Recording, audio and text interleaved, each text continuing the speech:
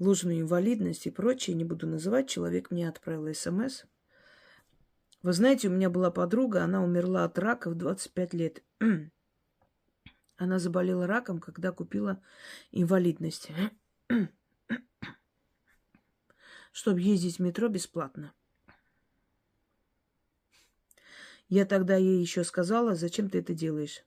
Не гневи Бога. И вот я считала, что человек себе может сам предсказать. Боюсь, что это не предсказание, это перетянуло человека к себе. Ту болезнь, по которой взял инвалидность. Вот смотрите, когда вам не хочется куда-то ехать, и мы обычно обманываем. Вот на эти слова, когда люди говорят, я в жизни не врала никогда, я не люблю, когда врут. Прекращайте, мы все врем. Только есть один вопрос. Вранье, которое губит жизнь и портит судьбу другим людям, это одно. Вранье, которое приходится говорить, когда, например, некрасивая девочка говорит, скажи честно, я некрасивая. Ты не можешь сказать ребенку, да, ты ужасная, страшная. Ты говоришь, ты очень даже симпатичная. Придет время, будешь менять прическу, оденешься, станешь старше. С возрастом люди, знаешь, иногда вообще красивее становятся. Это так, есть люди, которых возраст украшает больше, чем молодость. Вранье? Да.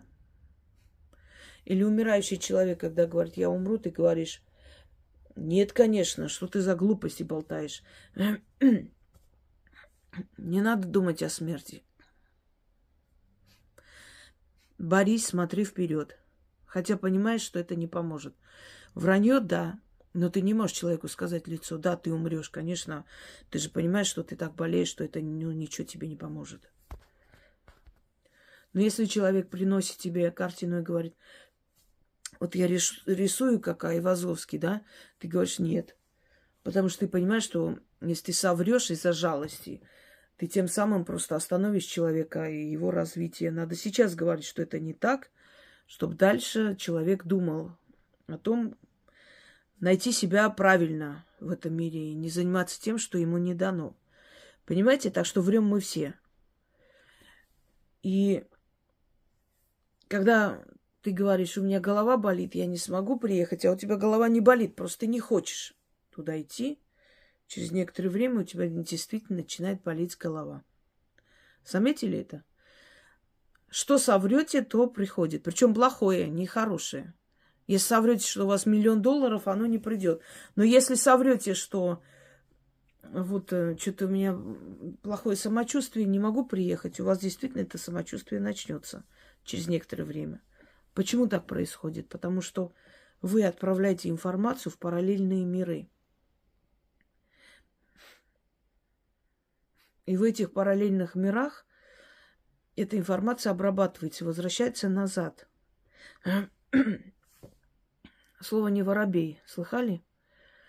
Человек, который закрепил за собой инвалидность, многие люди отказываются оформлять инвалидность своим детям. Они говорят, я буду своим ребенком заниматься, его поставлю на ноги. Они идут и говорят, уберите инвалидность. Не только из-за того, что по инвалидности многие работы закрыты перед человеком, потому что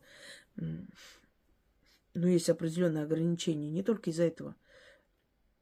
А еще потому, что они прекрасно понимают, что если человек закрепил за собой вот эту энергию болезни, эта болезнь будет всю жизнь с ним. Она никуда не уйдет. Я сейчас не говорю о явной инвалидности, там человек без рук и без ног. Не об этом речь. Когда можно что-то делать, но можно и получать деньги заодно. И как бы одно другому не мешает. Но есть и люди, которые оформляют инвалидность абсолютно. Никто ж не будет сидеть проверять, у них правда там почки болят, или печень больная, или нет. Это комиссия целая. Вот оформляют они инвалидность. У нас в стране огромное количество людей, которые так по ложной инвалидности живут, получают пенсию и прочее. Но к чему это приводит? Что через некоторое время вот то, что они оформили, у них это и начинается. То есть содержимое должно соответствовать тому, что написано. Да? Если написано духи, там внутри не должна быть моча. Если написано сметана, там внутри не должен быть майонез. Должна быть сметана. То же самое. Ты говоришь, ты пишешь, что ты инвалид, ты болеешь этим, на самом деле у тебя нет этой болезни. Или не настолько оно обострено, как ты пишешь, как ты немножко доплатила, чтобы тебе пострашнее диагноз написали. Соответствуй.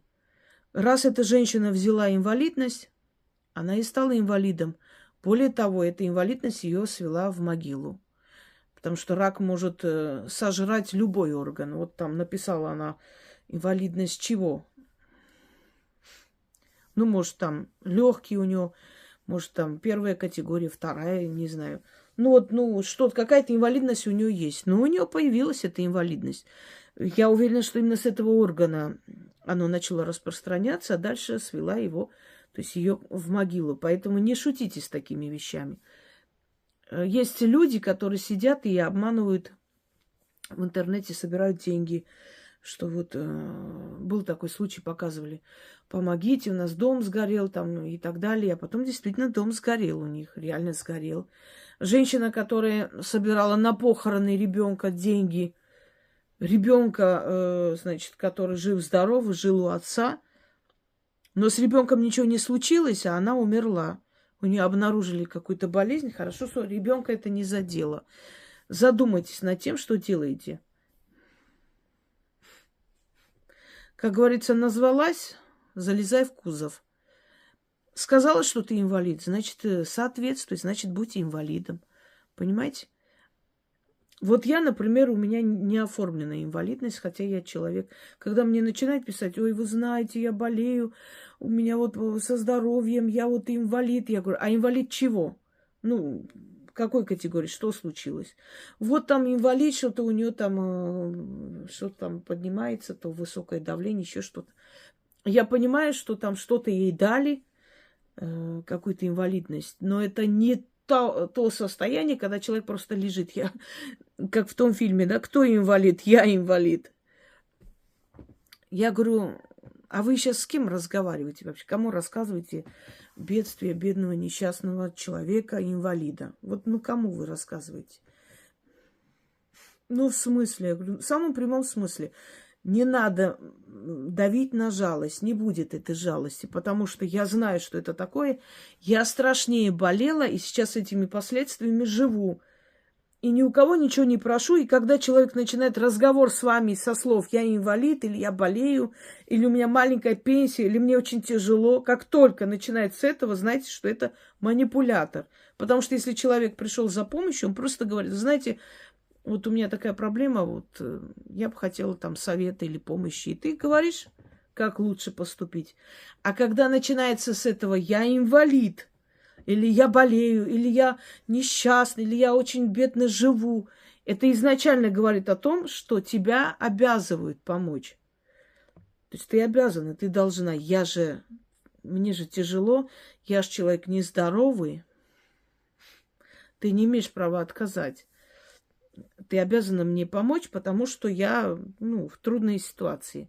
Потому что я бедная, потому что я болею. И так далее. Не делайте этого никогда. Не будете выходить из долгов. Если вы врете постоянно, что ой, у меня нету денег, да никто вас не просит говорить там или спрашивают, нормально все. Все хорошо, ничего страшного.